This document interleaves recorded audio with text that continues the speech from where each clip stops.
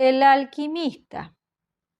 Allá en lo alto, coronando la herbosa cima, un montículo escarpado, de falda cubierta por los árboles nudosos del bosque primigenio, se levanta la vieja mansión de mis antepasados. Durante siglos sus almenas han contemplado ceñudas el salvaje y accidentado terreno circundante, sirviendo de hogar y fortaleza para la casa altanera, cuyo honrado linaje es más viejo aún que los muros cubiertos de musgo del castillo. Sus antiguos torreones, castigados durante generaciones por las tormentas, demolidos por el lento pero implacable paso del tiempo, formaban en la época feudal una de las más temidas y formidables fortalezas de toda Francia. Desde las aspilleras de sus parapetos y desde sus escarpadas almenas, muchos varones, condes y aun reyes han sido desafiados, pero nunca resonaron en sus espaciosos salones el paso del invasor. Sin embargo, todo ha cambiado desde aquellos gloriosos años. Una pobreza rayana en la indigencia, unida a la altanería que impide aliviarla mediante el ejercicio del comercio, ha negado a los vástagos del linaje la oportunidad de mantener sus posesiones en su primitivo esplendor. Y las derruidas piedras de los muros, la maleza que invade los patios, el foso seco y polvoriento, así como las baldosas sueltas, las tablazones comidas de gusanos y los deslucidos tapices del interior, todo narra un melancólico cuento de perdidas grandezas.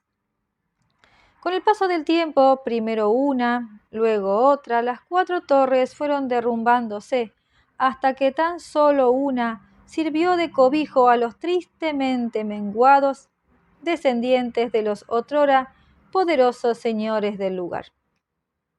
Fue en una de las vastas y lóbregas estancias de esa torre, que aún seguía en pie, donde yo, Antoine, el último de los desdichados y maldecidos condes de C, vine al mundo.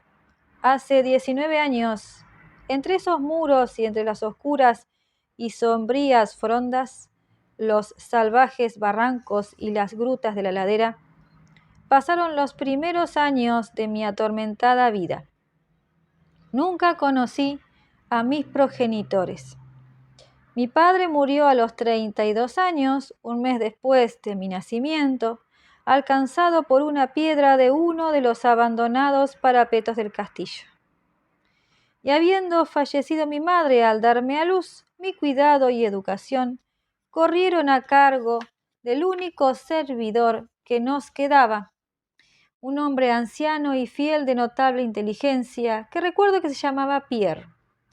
Yo no era más que un chiquillo, y la falta de compañía que eso acarreaba se veía aumentada por el extraño cuidado que mi añoso guardián se tomaba para privarme del trato de los muchachos campesinos, aquellos cuyas moradas se desperdigaban por los llanos circundantes en la base de la colina. Por entonces Pierre me había dicho que tal restricción era debida a que mi nacimiento noble me colocaba por encima del trato con aquellos plebeyos compañeros. Ahora sé que su verdadera intención era ahorrarme los vagos rumores que corrían acerca de la espantosa maldición que afligía a mi linaje, cosas que se contaban en la noche y eran magnificadas por los sencillos aldeanos, según hablaban en voz baja al resplandor del hogar en sus chozas. Aislado de esa manera, librado a mis propios recursos, ocupaba mis horas de infancia en hojear los viejos tomos que llenaban la biblioteca del castillo, colmada de sombras, y en vagar sin ton ni son por el perpetuo crepúsculo del espectral bosque que cubría la falda de la colina. Fue quizás, debido a tales contornos, el que mi mente adquiriera pronto tintes de melancolía. Esos estudios y temas que tocaban lo oscuro y lo oculto de la naturaleza eran lo que más llamaban mi atención. Fue poco lo que me permitieron saber de mi propia ascendencia, y lo poco que supe me sumía en hondas depresiones. Quizás al principio fue solo la clara renuencia mostrada por mi viejo preceptor a la hora de hablarme de mi línea paterna, lo que provocó la aparición de ese terror que yo sentía cada vez que se mentaba a mi gran linaje, aunque al abandonar la infancia conseguí fragmentos inconexos de conversación, dejados escapar involuntariamente por una lengua que ya iba traicionándolo con la llegada de la senilidad y que tenían alguna relación con un particular acontecimiento que yo siempre había considerado extraño y que ahora empezaba a volverse turbiamente terrible. A lo que me refiero es a la temprana edad en la que los condes de mi linaje encontraban la muerte. Aunque hasta ese momento había considerado un atributo de familia el que los hombres fueran de corta vida, más tarde reflexioné en profundidad sobre aquellas muertes prematuras y comencé a relacionarlas con los desvaríos del anciano, que a menudo mencionaba una maldición que durante siglos había impedido que las vidas de los portadores del título sobrepasasen la barrera de los 32 años. En mi 22º cumpleaños, el añoso Pierre me entregó un documento familiar que, según decía, había pasado de padre a hijo durante muchas generaciones y había sido continuado por cada poseedor. Su contenido era de lo más inquietante y una lectura pormenorizada confirmó la gravedad de mis temores. En ese tiempo, mi creencia en lo sobrenatural era firme y arraigada. De lo contrario, hubiera hecho a un lado con desprecio el increíble relato que tenía ante los ojos. El papel me hizo retroceder a los tiempos del siglo XIII, cuando el viejo castillo en que vivía era una fortaleza temida e inexpugnable. En él se hablaba de cierto anciano que una vez vivió en nuestras posesiones, alguien de no pocos talentos, aunque su rango apenas rebasaba el de campesino. Era de nombre Michel, de usual sobrenombre Mauvais, el malo, debido a su siniestra reputación. A pesar de su clase, había estudiado, buscando cosas tales como la piedra filosofal y el elixir de la eterna juventud, y había adquirido fama de ducho en los terribles arcanos de la magia negra y la alquimia. Michel Mauvais tenía un hijo llamado Charles, un mozo tan avesado como él mismo en las artes oscuras, habiendo sido por ello apodado Le Sorcier, el brujo. Ambos, evitados por las gentes de bien, eran sospechosos de las prácticas más odiosas. El viejo Michel era acusado de haber quemado viva a su esposa a modo de sacrificio al diablo, y en lo tocante a las incontables desapariciones de hijos pequeños de campesinos, se tendía a señalar su puerta. Pero a través de las oscuras naturalezas de padre e hijo brillaba un rayo de humanidad y redención. El malvado viejo quería a su retoño con fiera intensidad, mientras que el mozo sentía por su padre una devoción más que filial. Una noche, el castillo de la colina se encontró sumido en las más tremendas de las confusiones por la desaparición del joven Godfrey, hijo del conde Henry. Un grupo de búsqueda encabezado por el frenético padre invadió la choza de los brujos, hallando al viejo Michel Mauvais mientras trasteaba en un inmenso caldero que bullía violentamente. Sin más demora, llevado de furia y desesperación desbocadas, el conde puso sus manos sobre el anciano mago y al aflojar su abrazo mortal, la víctima ya había expirado. Entretanto, los alegres criados proclamaban el descubrimiento del joven Godfrey en una estancia lejana y abandonada del edificio, anunciándolo muy tarde, ya que el pobre Michel había sido muerto en vano. Al dejar el conde y sus amigos la mísera cabaña, del alquimista, la silueta de Charles Le Saucier apareció por entre los árboles. La charla excitada de los criados más próximos le reveló lo sucedido, aunque pareció indiferente en un principio al destino de su padre. Luego, yendo lentamente al encuentro del conde, pronunció con voz apagada, pero terrible, la maldición que en adelante afligiría a la casa de C. Permita el cielo que nunca un noble de tu casta asesina sobreviva y alcance una edad superior a la tuya. Así habló, y repentinamente, saltando hacia atrás al negro bosque, sacó de su túnica un pomo de líquido incoloro que arrojó al rostro del asesino de su padre, desapareciendo al amparo de la negra cortina de la noche. El conde murió sin decir palabra y fue sepultado al día siguiente con apenas 32 años. Nunca descubrieron rastro del asesino, aunque implacables bandas de campesinos batieron las frondas cercanas y las praderas que rodeaban la colina. El tiempo y la falta de recordatorios aminoraron la idea de la maldición de la mente de la familia del conde muerto. Así que cuando Godfrey, causante inocente de toda la tragedia y ahora portador de un título, murió traspasado por una flecha en el transcurso de una cacería a la edad de 32 años, no hubo otro pensamiento que el de pesar por su deceso. Pero cuando años después el nuevo conde joven de nombre Robert fue encontrado muerto en un campo cercano y sin mediar causa aparente, los campesinos dieron en murmurar acerca de que su amo apenas sobrepasaba los 32 cumpleaños cuando fue sorprendido por su temprana muerte. Louis, hijo de Robert, fue descubierto ahogado en el foso a la misma fatídica edad. Y desde ahí, la crónica ominosa recorría los siglos. Henrys, Roberts, Antoines y Armands, privados de vidas felices y virtuosas, cuando apenas rebasaban la edad que tuviera su infortunado antepasado al morir.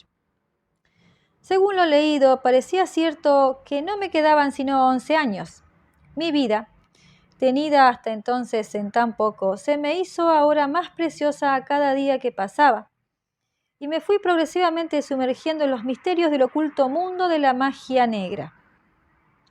Solitario como era, la ciencia moderna no me había perturbado y trabajaba como en la Edad Media, tan empeñado como estuvieran el viejo Michel y el joven Charles en la adquisición de saber demonológico y alquímico. Aunque leía cuanto caía en mis manos, no encontraba explicación para la extraña maldición que afligía a mi familia. En los pocos momentos de pensamiento racional, podía llegar tan lejos como para buscar alguna explicación natural, atribuyendo las prematuras muertes de mis antepasados al siniestro Charles Le Saucier y sus herederos, pero descubriendo, tras minuciosas investigaciones, que no había descendientes conocidos del alquimista, me volví nuevamente a los estudios ocultos y de nuevo me esforcé en encontrar un hechizo capaz de liberar a mi estirpe de esa terrible carga. En algo estaba plenamente resuelto. No me casaría jamás, y ya que las ramas restantes de la familia se habían extinguido, pondría fin conmigo a la maldición. Cuando me aproximaba a los 30 años, el viejo Pierre fue llamado al más allá. Lo enterré sin ayuda bajo las piedras del patio por el que tanto gustara de deambular en vida. Así quedé para meditar en soledad, siendo el único ser humano de la gran fortaleza, y en total aislamiento mi mente fue dejando de rebelarse contra la maldición que se avecinaba, para casi llegar a acariciar ese destino con el que se habían encontrado tantos de mis antepasados. Pasaba mucho tiempo explorando las torres y los salones ruinosos y abandonados del viejo castillo, que el temor juvenil me había llevado a rehuir, y que, al decir del viejo Pierre, no habían sido hollados por ser humano durante casi 4 siglos. Muchos de los objetos que encontré resultaban extraños y espantosos. Mis ojos descubrieron muebles cubiertos por polvo de siglos, desmoronándose en la putridez de largas exposiciones a la humedad. Telarañas, en una profusión nunca antes vista, brotaban por doquier, e inmensos murciélagos agitaban sus alas huesudas e inmensas por todos lados, en las que por otra parte vacías tinieblas. Guardaba el cálculo más cuidadoso de mi edad exacta, aún de los días y horas, ya que cada oscilación del péndulo del gran reloj de la biblioteca desgranaba una pizca más de mi condenada existencia. Al final estuve cerca del momento tanto tiempo contemplado con aprehensión. Dado que la mayoría de mis antepasados fueron abatidos poco después de llegar a la edad exacta que tenía el conde Henry al morir, yo aguardaba en cualquier instante la llegada de una muerte desconocida. ¿En qué extraña forma me alcanzaría la maldición? Eso no sabía decirlo, pero estaba decidido a que al menos no me encontrara atemorizado o pasivo. Con renovado vigor me apliqué al examen del viejo castillo y cuanto contenía. El suceso culminante de mi vida tuvo lugar durante una de mis exploraciones más largas en la parte abandonada del castillo, a menos de una semana de la fatídica hora que habría de marcar el límite final a mi estancia en la tierra, más allá de la cual yo no tenía siquiera atisbos de esperanza de conservar el hálito. Había empleado la mejor parte de la mañana yendo arriba y abajo por las escaleras medio en ruinas, en uno de los más castigados de los antiguos torreones. En el transcurso de la tarde me dediqué a los niveles inferiores, bajando a lo que parecía ser un calabozo medieval o quizás un polvorín subterráneo más bajo.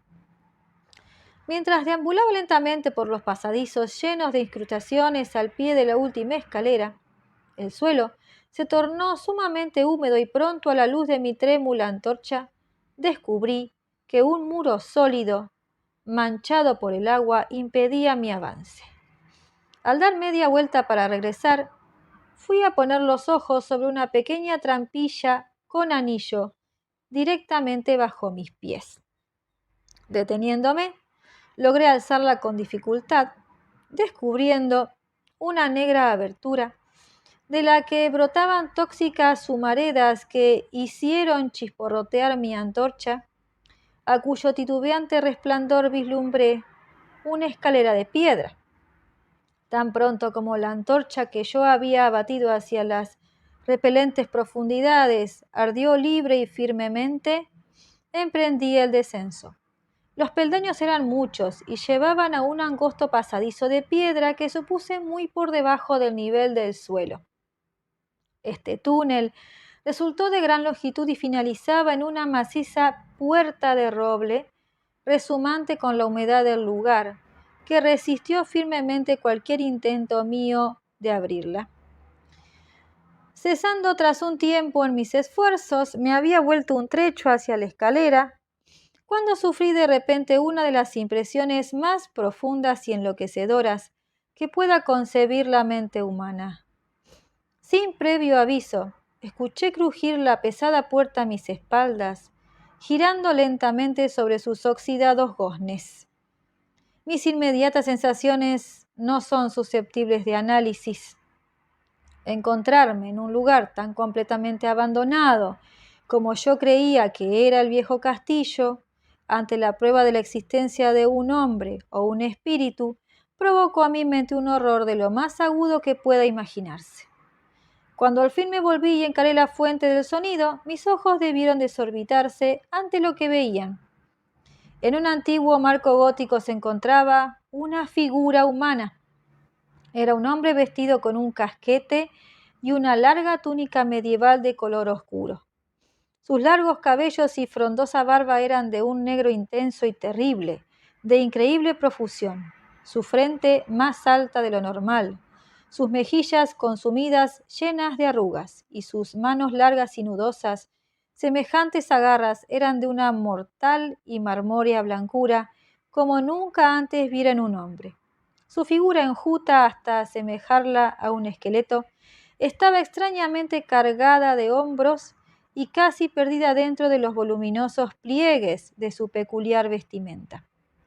Pero lo más extraño de todo eran sus ojos, cavernas gemelas de negrura abisal, profundas en saber, pero inhumanas en su maldad.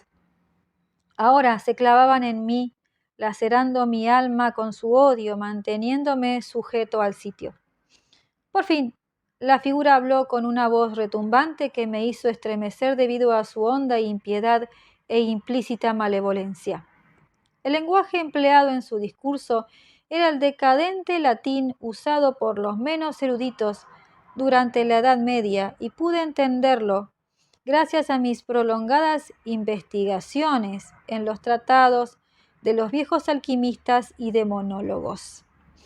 Esa aparición hablaba de la maldición suspendida sobre mi casa, anunciando mi próximo fin, e hizo hincapié en el crimen cometido por mi antepasado contra el viejo Michel Mauvais, recreándose en la venganza de Charles Le Saucier. Relató cómo el joven Charles había escapado al amparo de la noche, volviendo al cabo de los años para matar al heredero Godfrey con una flecha, en la época en que éste alcanzó la edad que tuviera su padre al ser asesinado. Cómo había vuelto en secreto al lugar, estableciéndose ignorado en la abandonada estancia subterránea, la misma en cuyo umbral se recortaba ahora el odioso narrador. Cómo había apresado a Robert, hijo de Godfrey, en un campo, forzándolo a ingerir veneno y dejándolo morir a la edad de 32, manteniendo así la loca profecía de su vengativa maldición. Entonces, me dejó imaginar cuál era la solución de la mayor de las incógnitas. Cómo la maldición había continuado desde el momento en que, según las leyes de la naturaleza, Charles Le Saucier hubiera debido morir, ya que el hombre se perdió en digresiones, hablándome sobre los profundos estudios de alquimia de los dos magos, padre e hijo, y explayándose sobre la búsqueda de Charles Le Saucier del elixir, que podría garantizarle el goce de vida y juventud eternas. Por un instante, su entusiasmo pareció desplazar de aquellos ojos terribles el odio mostrado en un principio, pero bruscamente volvió el diabólico resplandor y con un estremecedor sonido que recordaba el siseo de una serpiente, alzó una redoma de cristal con evidente intención de acabar con mi vida tal como hiciera Charles Le Saucier 600 años antes con mi antepasado.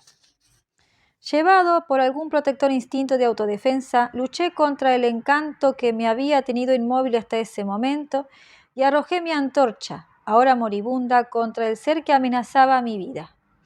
Escuché cómo la ampolla se rompía de forma inocua contra las piedras del pasadizo, mientras la túnica del extraño personaje se incendiaba, alumbrando la horrible escena con un resplandor fantasmal.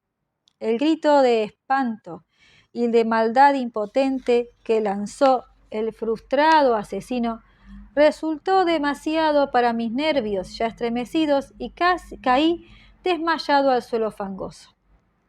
Cuando por fin recobré el conocimiento, todo estaba espantosamente a oscuras y, recordando lo ocurrido, temblé ante la idea de tener que soportar aún más. Pero fue la curiosidad lo que acabó imponiéndose. ¿Quién, me preguntaba, era este malvado personaje y cómo había llegado al interior del castillo? ¿Por qué podía querer vengar la muerte del pobre Michel Mauvais? ¿Y cómo se había transmitido la maldición durante el gran número de siglos pasados desde la época de Charles Le Saucier? El peso del espanto sufrido durante años desapareció de mis hombros, ya que sabía que aquel a quien había abatido era lo que hacía peligrosa la maldición, y viéndome ahora libre, ardía en deseos de saber más del siniestro ser que había perseguido durante siglos a mi linaje y que había convertido mi propia juventud en una interminable pesadilla. Dispuesto a seguir explorándome, tanteé los bolsillos en busca de eslabón y pedernal y encendí la antorcha de repuesto. Enseguida, la luz renacida reveló el cuerpo retorcido y achicharrado del misterioso extraño. Esos ojos espantosos estaban ahora cerrados. Desasosegado por la visión, me giré y accedí a la estancia que había al otro lado de la puerta gótica. Allí encontré lo que parecía ser el laboratorio de un alquimista. En una esquina se encontraba una inmensa pila de reluciente metal amarillo que centelleaba de forma portentosa a la luz de la antorcha. Debía de tratarse de oro, pero no me detuve a cerciorarme, ya que estaba afectado de forma extraña por la experiencia sufrida. Al fondo de la estancia había una abertura que conducía a uno de los muchos barrancos abiertos en la oscura ladera boscosa. Lleno de asombro, aunque sabedor ahora de cómo había logrado ese hombre llegar al castillo, me volví. Intenté pasar con el rostro vuelto junto a los restos de aquel extraño, pero al acercarme, creí oírle exhalar débiles sonidos como si la vida no hubiera escapado por completo de él. Horrorizado, me incliné para examinar la figura acurrucada y abrazada del suelo. Entonces esos horribles ojos, más oscuros que la cara quemada donde se albergaban, se abrieron para mostrar una expresión imposible de identificar. Los labios agrietados intentaron articular palabras que yo no acababa de entender. Una vez capté el nombre de Charles Le Saucier y en otra ocasión pensé que las palabras años y maldición brotaban de esa boca retorcida. A pesar de todo, no fui capaz de encontrar un significado a su habla entrecortada. Ante mi evidente ignorancia, los ojos, como pozos, relampaguearon una vez más malévolamente en mi contra, hasta el punto de que, inerme como veía a mi enemigo, me sentí estremecer al observarlo. Súbitamente, aquel miserable, animado por un último rescoldo de energía, alzó su espantosa cabeza del suelo húmedo y hundido.